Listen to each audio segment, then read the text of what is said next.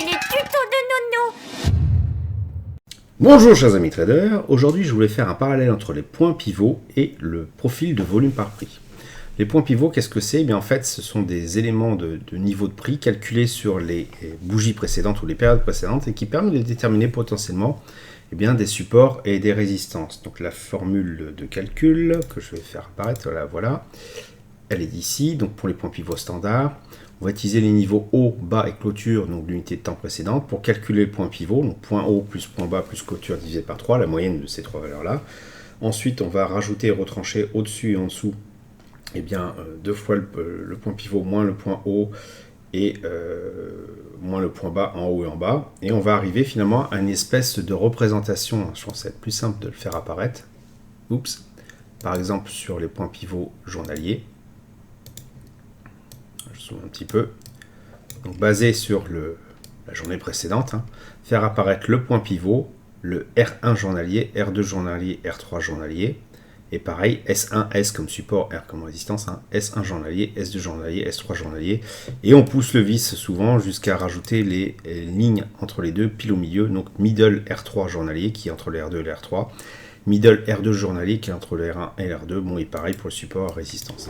Donc ces niveaux-là sont censés donner des niveaux intéressants en termes de support-résistance. Et c'est vrai, quand on s'amuse à regarder un petit peu, on voit que le prix a tendance, en tout cas en scalping, à venir soit rebondir dessus, à osciller entre deux niveaux, ou à osciller de part et d'autre d'un point pivot.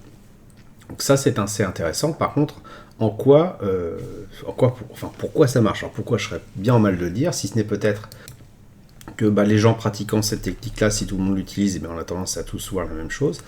Maintenant, moi j'aime bien les choses qui sont concrètes, notamment liées à des vrais échanges de données. Et le volume par prix, lui, en fait, c'est les niveaux de transactions par rapport à un volume donné. Et lui, il ne triche pas tout simplement parce que on sait qu'il y a eu beaucoup de transactions à ce niveau-là, le pic de volume par prix, qui est d'ailleurs pas très loin du pivot journalier. Ce pic de volume par prix indique tout simplement que c'est un point consensuel. Les gens ont tendance à rester à ce prix-là et quand on s'en écarte un petit peu, on a tendance à y revenir. Alors c'est amusant parce que quand on dessine ce pic de volume par prix, on voit qu'il n'est pas vraiment pile sur le pivot, mais bon, je rappelle que le pivot est calculé à l'ouverture de la journée, et après il ne bouge plus, alors que le profil de volume par prix, regardez, si on s'amuse à le faire évoluer dans le temps, ici il est relativement faible, et puis il se met à augmenter au fur et à mesure des transactions. Donc il s'affine dans le temps.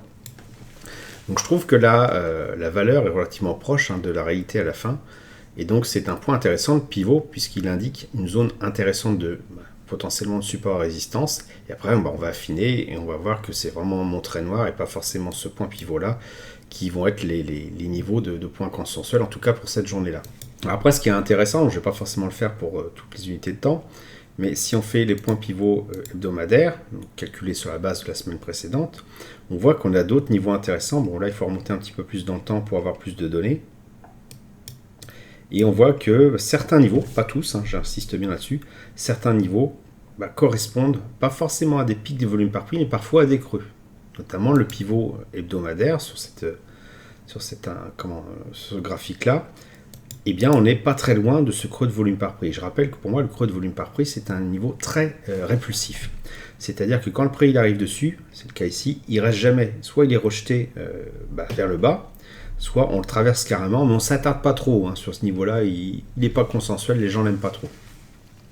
Mais encore une fois, je remarque que le niveau du pivot, là en l'occurrence hebdomadaire pour ce graphique-là, donc c'est le Rostox, il est proche de ce creux de volume par prix, alors que le pivot journalier, lui, était plutôt proche du pic de volume par prix.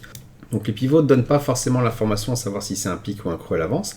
Par contre, ils nous donnent une zone d'intérêt, c'est intéressant de s'y intéresser, comme son nom l'indique, pour voir si on peut faire quelque chose dessus à un moment donné. Je rappelle à nouveau que les prix de ces points pivots sont calculés en début de période.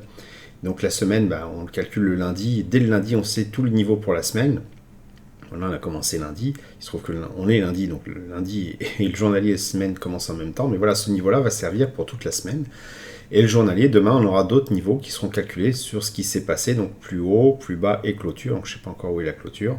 Et on en déterminera des points pivots qui vont nous servir pour le lendemain. Et on peut pousser le vis comme ça, remonter jusqu'au point pivot mensuel, carrément. Donc là, on va écraser légèrement le graphique. Et on voit que bah voilà, ce point pivot mensuel, il correspond là encore à quelque chose d'intéressant. Donc là, c'est un pic ou un creux. C'est vrai que là, c'est tellement on est un peu à la limite puisqu'on a un creux ici, on a un pic là. Et admettons que ce soit ici le point intéressant. On voit que ça correspond quand même à une zone vraiment intéressante où on a eu beaucoup d'échanges ici, un point consensuel potentiel. Ou si on est un petit peu avec une autre vision, on considère que c'est plutôt ce point-là qui est intéressant. Donc un creux de volume par prix et un phénomène de rejet où le prix ne va pas trop s'attarder dessus, ou traverser dessus, ou rebondir dessus. On se joue à quelques points ici. C'est intéressant parce que voilà, ces points pivots, qu'ils soient middle S1 ou même S1 mensuel, alors là le middle S1 il est assez facile à lire.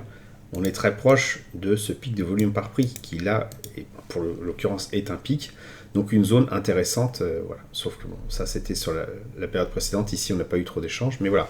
Tout ça pour dire que ces points pivots-là ne sont pas systématiquement intéressants, mais représentent des zones potentielles d'intérêt.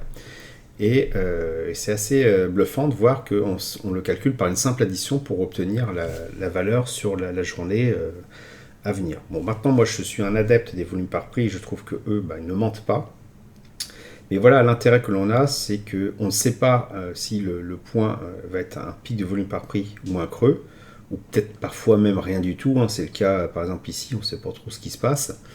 La seule chose qu'on sait, c'est quand on arrive sur ces niveaux-là, c'est intéressant de regarder le profil de volume par prix parce qu'il va nous indiquer potentiellement soit un pic ou un creux, et on sait très bien comment réagit le prix à ce moment-là.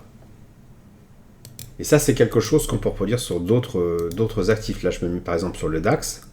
Voilà, je l'ai fait donc pour l'article que j'ai écrit, et on retrouve à nouveau des niveaux intéressants. Donc, par exemple, ici, on a un creux de volume par prix qui correspond pile au pivot hebdomadaire. Voilà, encore une fois. Ici, on a un middle R1 mensuel qui correspond à un pic de volume par prix. Pas très loin en tout cas. Ici, le pivot mensuel correspond aussi à un pic de volume par prix. Le middle S1 mensuel, là, bon, c'est un pic, il est un petit peu moins visible. Le S1 mensuel aussi, on a un pic. Donc, c'est une chose qu'on voit a posteriori. Bon, on ne sait pas si c'est des pics, si c'est des creux à chaque fois. La seule chose que l'on sait, c'est que ces points-là sont potentiellement plus intéressants que ceux qui se trouvent un petit peu dans le vide entre deux zones. Donc ça marche. Alors, essentiellement en scalping, parce que ce sont comme des choses qui sont utilisées pour le scalping. Hein, ça a beaucoup moins de sens sur des graphiques plus long terme. Mais voilà, vraiment quelque chose d'intéressant peut-être à intégrer dans votre trading. Utilisez les niveaux de ces points pivots pour déterminer une zone intéressante d'intervention. Et puis affiner avec les profils de volume par prix pour savoir s'il y a un pic et un creux. Et donc, respectivement, une zone d'attraction du prix ou une zone de répulsion du prix. Alors, la zone d'attraction, comment on peut l'utiliser ? Ici, c'est le cas. On a un premier passage sur ce pic de volume par prix. Le prix, il explose littéralement. Hein. Je vais zoomer pour ça être un peu plus simple. Parce qu'ici, on ne voit plus grand-chose. Donc ce point pivot-là, ou ce pic de volume par prix, hein, j'ai supprimé tout ce qui est dessus, ça va être beaucoup plus simple. Hop, voilà. On arrive sur ce point pivot, on le traverse. On voit qu'il y a un pic de volume par prix. Enfin, on l'a vu si on dézoome un peu le graphique. Donc on se doute que potentiellement, le prix va revenir sur ce point pivot-là, sur ce pic de volume par prix. Et c'est effectivement ce qui se passe. Lorsqu'on a le renversement, le prix a tendance à revenir dessus. Donc ça, c'est des choses qu'on peut prendre en scalping, voilà, typiquement. À affiner le point d'entrée, bien sûr, mais voilà un petit peu la philosophie qu'on peut utiliser lorsqu'on traverse un pic de volume par prix, c'est de se dire finalement, si on le traverse, il y a de fortes chances qu'on vienne dessus. A l'inverse, si on est plutôt sur un support de volume, un creux de volume par prix, là, du coup, je vais revenir un petit peu en arrière. On en avait un ici, un creux de volume par prix, du coup, je vais peut-être redessiner le... Hop. Voilà. Lorsqu'on a un creux de volume par prix, qu'on arrive sur un niveau où qu'on voit qu'il y a un rejet qui s'amorce, eh bien, c'est que potentiellement, il y a peut-être un trade à prendre, un scalp à prendre, donc ce qui était notamment le cas, par exemple ici, quoi. Prendre quelque chose comme ça. Voilà. Donc c'est ça vraiment l'idée de la philosophie d'utilisation de ces points pivots-là, en gardant, moi c'est comme ça que je vois, un point pivot comme un élément indiquant une zone potentielle d'intérêt, et puis d'affiner avec le profil de volume par prix. Voilà, j'espère que vous avez apprécié cette vidéo. Si c'est le cas, merci de laisser un pouce pour m'encourager à continuer. Abonnez-vous à la chaîne YouTube pour ne rater aucune nouvelle publication. Je vous dis merci et à bientôt sur le blog.